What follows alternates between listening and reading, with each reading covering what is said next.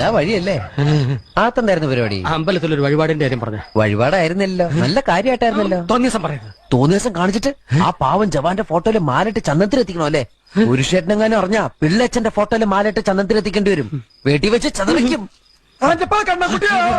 നാട്ടുകാരെ വിളിച്ചു കൂട്ടിട്ട് മോൻ എന്ത് കിട്ടും? എനിക്കൊന്നും കിട്ടില്ല, പിള്ളേച്ചന് കിട്ടും. നല്ല അസല് പുതുക്ക്. വലിയ നിലവിലുള്ള ആളല്ലേ, എല്ലാരും ഒന്ന് അറിയട്ടെ എന്ന്. നീ എന്റെ മാനം കളയരുത്. നിനക്ക് എന്ത് വേണേലും ഞാൻ തരാം. എന്ത് തരും? എന്ത് വേണം? അച്ഛന്റെ കയ്യിൽ നിന്ന് കള്ളക്കണക്ക് എഴുതി വാങ്ങിച്ച കുരുടിമുക്കിൽ 25 സെന്റ് സ്ഥലം. അയ്യോ മാധവ, അത് അയ്യോ മാധവ, അത് എഴുതി തരൊന്നും വേണ്ട.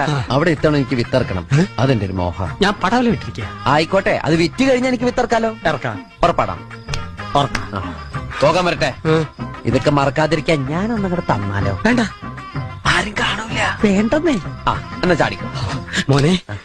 ഇന്ന് നീ അവിടെ കക്കാൻ കയറരുത്. ഇന്ന് അവിടുന്ന് എന്തെങ്കിലും പോയാൽ നാളെ അത് എന്റെ തലയിലാവും. ഓ, എന്നാ മറ്റന്നാളാവാം. അതിന്റെ പിറ്റേന്ന് എന്റെ തലയിലാവും. സ്ഥിരാണല്ലേ? ചാടിക്ക.